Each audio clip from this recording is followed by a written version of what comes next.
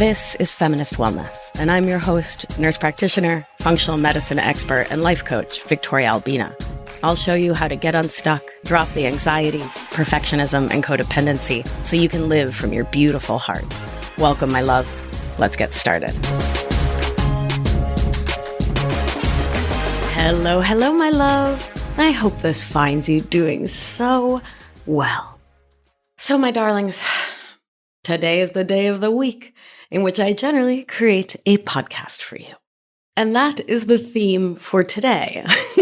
What to do and how to support yourself when, no matter what you start to work on, your brain says, blarg. I'm cracking myself up saying blarg repeatedly. So, that's me. So, I was sitting there staring at this computer seemingly endlessly, and I realized I had some options. The first was to try to push myself to do something that my brain and body were obviously not having, which is a message. It's quite the cultural teaching, right? Push through it. No pain without gain. Yeah. It's a message I lived from for many years. Pushing and pushing and pushing myself to keep working, to keep writing, to keep studying, to keep producing, to keep excelling. And then I took a breath, grounded myself, and remembered that I don't push myself any longer. I'm not into it. I'm not available for it. And this is one of the things we talk about a lot in Anchored, my 6-month program, moving out of the old story that we have to push through to change our thoughts and feels to feel better. That old story that we have to push through the signals from our bodies that say, hold on a second now, this doesn't feel right. This isn't the right choice for me, my life, my world right now. This isn't the thing that I want or need to be doing. And in those moments when we remember or decide that we're no longer available to push or be pushed, instead, we can pause and can ground ourselves in our bodies to open up space for compassion, curiosity, and care. The 3 C's we talk about here on the show with some regularity, which are vital to overcoming our codependent, perfectionist, and people-pleasing ways of being to create a life full of more love and less judgment for ourselves and others. And from there, we can live a life with more passion, creativity, and joy in which we are of service to the world and our communities. And we do that by dropping the obligation energy, that has to energy that often lurks behind the pushing, knowing that that energy leads to resentment, taking things personally, or creating drama and stress around the task, thought, or feeling. And we go to there and roll around in all those old feels instead of being out there in the world, rallying for change and making the world a better place for all of us. So when we release pushing through the struggle or emotion, we help bring our nervous systems out of whatever spinny state they're in. For some of us, our nervous systems go into sympathetic when we feel stressed or stuck. And that's the revved up, anxious, worried, fight or flight state. For some of us, we've been pushing for so long that our nervous systems can't even sort of muster going into sympathetic. We might touch base there for a second and then quickly find ourselves in dorsal, that checked out, disconnected state. And we bring ourselves back home into ventral vagal, the safe and social part of our nervous system, by pausing and connecting with presence so we can tap into our intuition, our deep knowing about what is in our own best interest, what it is that truly serves us, both in this moment and in our lives in the long run. And if you're like, wait, what are these science words? If you're totally new to Polyvagal Theory, welcome. I go into a lot more detail about this pretty much in every show forever, but specifically episodes 58 and 174. So the curiosity that comes in the pause carries an invitation to get radically honest with ourselves, to ask ourselves, mind and body, what is up in this moment when the internal gears have grounded to a halt? We can lovingly, gently ask ourselves, am I in that pressured perfectionist procrastination spiral that we talked all about in episode 104? That is there a part of me telling me that what I am trying to do, or believe I need to do in this moment needs to be done absolutely perfectly, or I shouldn't even bother doing the thing. Next, we'll ask, am I basing my value and worth as a human on doing the thing and doing that thing perfectly? Because wow, that much pressure could sure keep you from doing the thing, right? Next, I'll ask, what am I going to make it mean about myself if someone else doesn't like what I create or produce? Is that worry getting in my way? Because when your worth is dependent on what you're producing, then the action you're trying to take carries the weight of your whole life and sense of self. When really, that's just a memo. It's just a PowerPoint. It's cleaning the house. It's writing a podcast, and has nothing to do with your actual worth as a human being. My beauty, I'll also invite you to explore how you're talking to yourself in these moments. Are you saying things like, why can't I do this? What's wrong with me? Why is this not working? Why can't I get a sentence down? When you pause and look at it, is that language serving you, my darling? And from there, what are you making it mean about yourself that it feels challenging in this moment to get started on this work? Are you telling some BS old story that you're lazy, that you're no good or a loser or somehow lacking? You're such a procrastinator. You're always late. Even if some of those have been your historical patterns, like procrastinating or being late, it doesn't serve present or future you to state those thoughts as facts about who you are forever, my love. It jacks your nervous system right on up out of ventral vagal and keeps you believing you'll never change, which is just not true, my sweet one, so very not true. So check yourself before you label yourself as a kind of person and just assume that that's the eternal truth about you. I'll also invite you to check in with your expectations of yourself. From that perfectionist thinking, are you expecting you to get more done in one day than is humanly possible? That'll make anyone feel burned out, overwhelmed, and stuck. My tenderest perfect ravioli, these stories and the state of your nervous system matter because our thoughts create our feelings. And the thoughts we have access to in any given moment are deeply tied to our nervous system state. As us nervous system nerds love to say, story follows state, which means that the state of your nervous system, ventral vagal, safe and social, sympathetic, fight or flight, dorsal, checked out, freeze, not present in the room, right? That state defines what thoughts you have access to in any given moment. If you're anxious and worried and stressed about not being a robot and thereby needing a rest day or a break or a pause, your nervous system will go right into fight or flight and you leave presence. And the thoughts available to you have that, like that mean girl, jabby, anxiously unkind tone and sound like, ugh, what's wrong with me? When your nervous system goes into dorsal, the disconnected, checked out state, you also leave presence. And the thoughts your brain can offer tend to be either nothing, a blank, numb nothing, which is pretty classically dorsal, or can be of the, woe is me, I can't do this, the resigned and checked out variety. Neither one of which helps you to get back to the task at hand or to give yourself the deep rest you're likely craving. So what we can remember here is that our thoughts are the direct result of our nervous system state, and that our feelings come from our thoughts. Our thoughts create our feelings. So, my tenderest ravioli, what kind of feelings do you think you're going to have when your thoughts are mean and judgmental of you? When your brain is telling these stories that paint you in a less than loving light? I would feel feelings like disappointed in myself. I would feel frustrated, overwhelmed, angry at my brain, annoyed, despondent, and shut down. And frankly, none of those feelings move us towards our goal.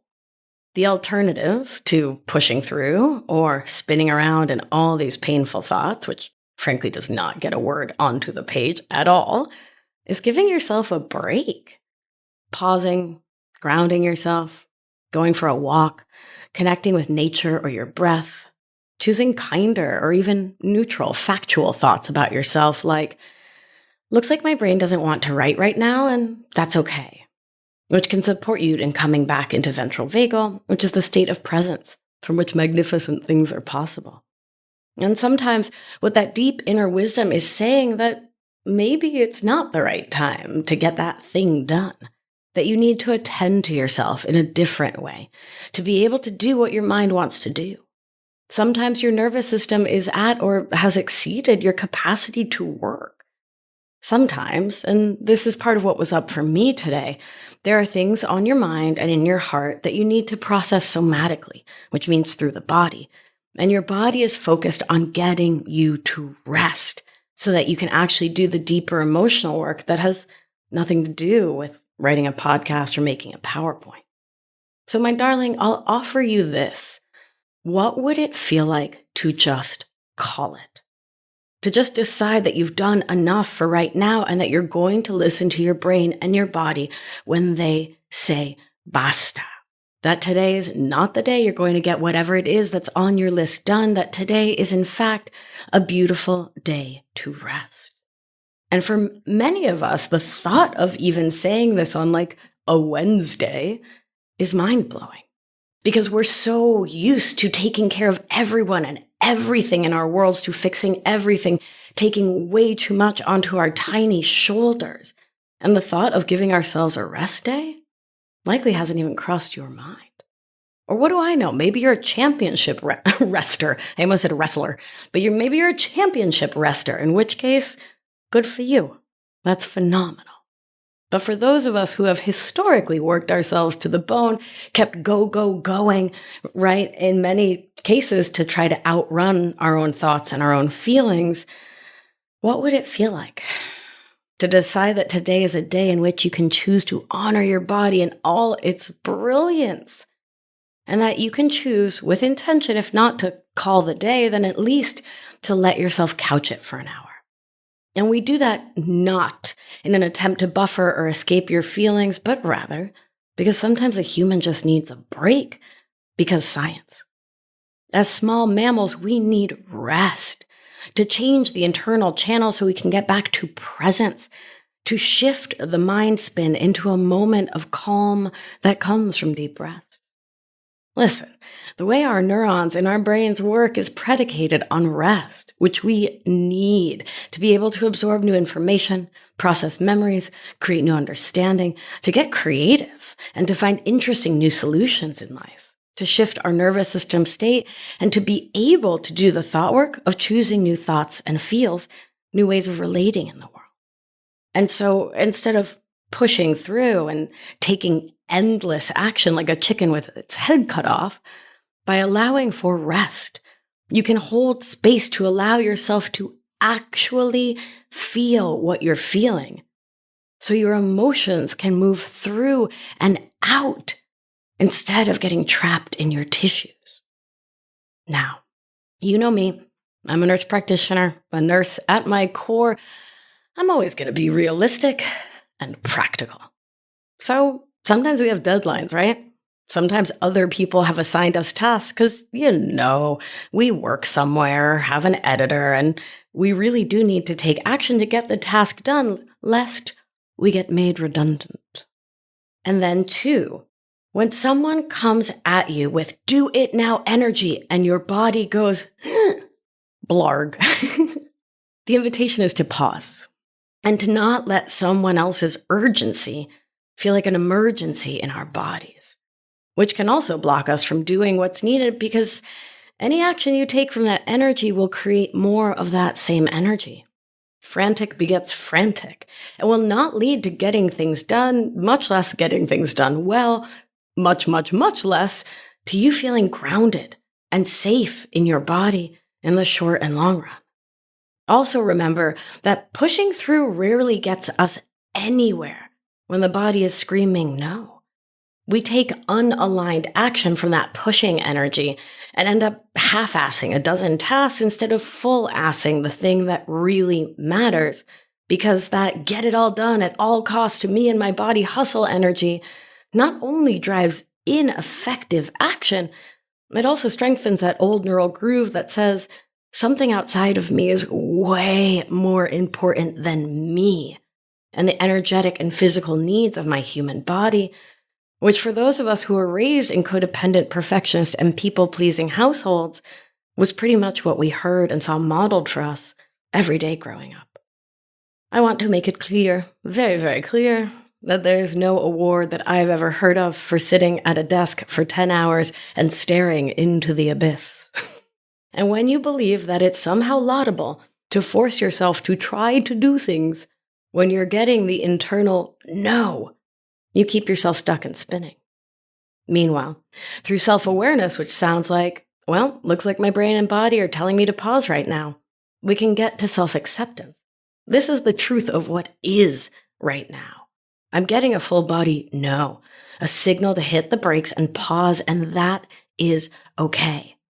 And from there, giving yourself permission to be a human and not a robot automaton in this late-stage capitalist production over humanity framework. When you give yourself permission to just be, that might be enough for your body to begin to allow you to change the channel and to return to focus. Your body, your inner children, once attuned to by you, once listened to, once loved up on, might just say, "Oh, that was pretty sweet of you. You know what? I will let you write the thing. I will give you the motivation. I can see your commitment to doing this, so let's get to it." I've definitely had that experience where I just give myself permission and all of a sudden the block starts to evaporate.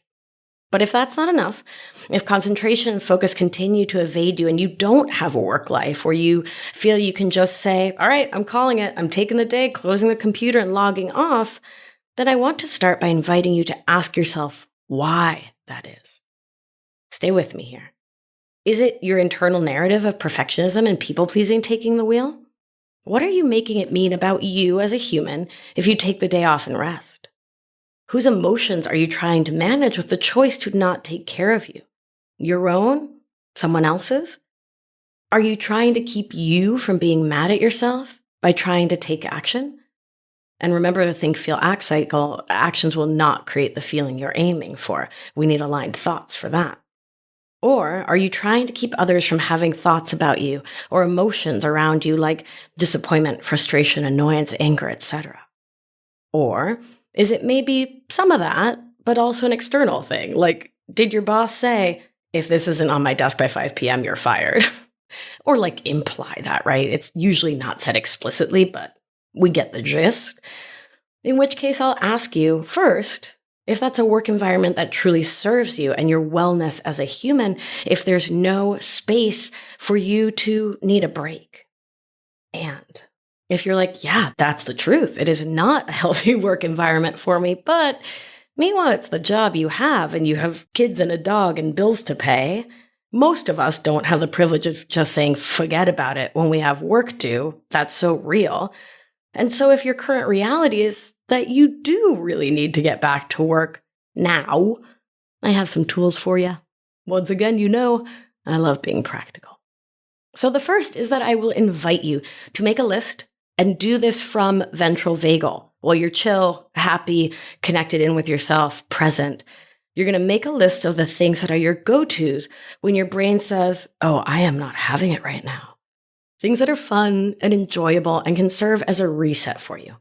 Studies have shown that doing something that brings you joy can increase your productivity up to 12%. That's a lot of percents. So what are the things that you really enjoy doing that can help you to come back to presence by honoring your body's signals? Walking or moving however works for you, making art, taking a shower, connecting with nature, smelling some essential oils, calling a friend who you haven't talked to in a hot minute, playing with a pet kid or Play-Doh, setting a timer and doing a puzzle or a game, or meditating for a few minutes. Maybe you could put on some music and dance. We do this in Anchored all the time because it's such a quick and powerful way to come back to your grounding, to move your body and to get present outside of yourself with the music as a portal inward to get present with and in your body. If you can get outside, I think that's even more potent to connect with nature, which can be your fire escape, looking out on a tree or going to a park. Keep that list in your workspace. And when you find yourself unable to get back to whatever the task is at hand, offer yourself a break in which you're not doom scrolling, you're not complaining, you're not chugging more caffeine, but you're doing something that brings you happiness. Next, before allowing your brain to spin out or declare the day dead on arrival, check the basics. Baby, did you eat? Did you drink water? Did you exercise? Get sunshine today? Enough sleep last night? Is there something on your mind you need to journal about, get coached on, or talk out so you can clear the cranium? Ask your body if your basic human mammalian needs have been met, and if they haven't, get to it. On that practical note, I'll offer this. When my brain and body said no to sitting at the computer to write today, I grabbed my phone, went out for a walk, and talked this episode into it. When you feel stuck, question your stories about how something should be getting done to see if another way is possible. I also often give myself the grace and remind myself that now that I don't work in a clinic where you obviously have to work on someone else's schedule, I can now decide when I want to do focus work. It doesn't have to be from 9 to 5 and often isn't because that's not what's best for me. If you work from home, as many of us now do, and find yourself getting stuck on a project during the day, frequently, right? If this is just what happens at 2 p.m., then that could be a sign that that isn't your best focus time. And you get to experiment and play around to find out when is.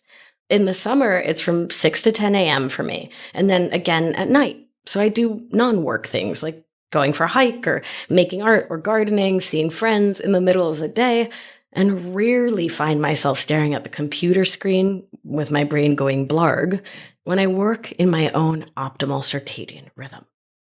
One of my favorite somatic or body-based tools to change the channel when you feel stuck is to stand up if your body does that, and you can totally adapt this and do it in a wheelchair, walker, in bed, and give your whole body a good shakeout to help move pent-up energy up through the body and out through the nervous system. Especially if you've been sitting staring at a screen for too long, not writing a word and getting more and more frustrated by the second, then I'll invite you to join me. Start to shake one hand and let that shake come up your forearm, up to your shoulder, across your clavicles to the other arm. Now you're shaking both arms. See if you can lift one foot and shake that, shake the other foot, get a good bend in the knees and start to shake the whole body. God, I love the way that feels. It helps me to get into my body, get present, ground, and it does help me reset and get back to it. I also love the somatic practice of taking your paws and putting them up in front of you, adapting as needed to match your ability, and taking your thumb and you're going to tap it to each of your fingers and we're going to count. So I go fast if I feel stuck or frozen. So that would be me taking my thumb and touching my index finger and saying 1, my New York finger and saying 2, my ring finger and saying 3, my pinky and saying 4, and then I'll come back. Pinky, 4, ring, 3, New York, 1. Well, New York, 1, right? My brain just had to say New York is number 1. We all know Rhode Island is number 1, but New York is a pretty close second. Oh, brains. New York was 2. Index finger is 1. Okay, so we're going to do it faster now. So thumb to first finger, 1, 2, 3, 4. Come back, 4, 3, 2, 1. 1, 2, 3, 4, 4, 3, 2, 1. So I do that and I'll do it with both hands. And what's really nice is you can do it up in front of your face. I like to watch my fingers doing it, but you can also do it below your desk or in your lap. If you're in a meeting or on a Zoom call and you're like, hello, brain, please come online, please. Please, please, please. So that's what we do. We go fast if we feel frozen or stuck and we need to bring a little activation energy. And we'll go slow if we feel revved up, anxious, worried, which will sound like 1, 2, 3, 4, and come back. Now, if you're feeling really anxious, if your body's just like, revved all the way up, foot totally on the gas, then I actually like to do a full exhale between counts. So go 1, 2, 3, 4. And if you're not counting out loud because you're teaching this on a podcast, then you would take an inhale as you touch your thumb to your first finger and an exhale in between. It's a simple, free, accessible practice that I adore, that humans of pretty much most ages can do once you have manual dexterity, and has been so helpful to calm my nervous system, rev up my nervous system in a gentle way, and is really supportive of my magical ADHD brains, so that when the moment doesn't allow for rest, I can help myself to get back to the task at hand. Finally, I'll encourage you, when you're feeling this stuck kind of way, to actually ask yourself the questions I posed earlier in the show, to start to understand what the what is when your brain and body say no, and to practice pausing throughout your day to get present in your body when things are going well overall, to increase your capacity to come back into presence when things feel challenging. Few things have been as life-changing for me as cultivating presence, and it is truly the pathway into deeper self-compassion all the time, but especially when my brain and body say, basta, no work for you. I hope this episode has been supportive, my love. Please take good care of you. You're really worth it. If you're loving what you're learning on the podcast and you're thinking to yourself, I want more of her. I want to hang out with her. I want her to coach me. I want to have dance parties with her. I want to learn all these tips and these tools in a loving community. I want to hang out with her for 6 months. Then you're a smarty pants indeed. And you can do it. You can join me and a community of loving, kind, amazing people who get where you're coming from in Anchored, Overcoming Codependency, my 6-month somatics, breathwork, and thought work program. It is my favorite place on this entire planet. Can you hear the smile in my voice as I talk about it? I just love it.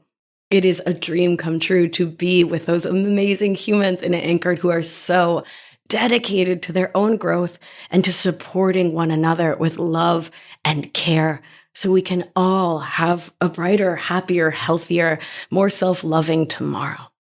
Head on over to victoriaalbina.com/anchored to read all about it and to fill out a short application.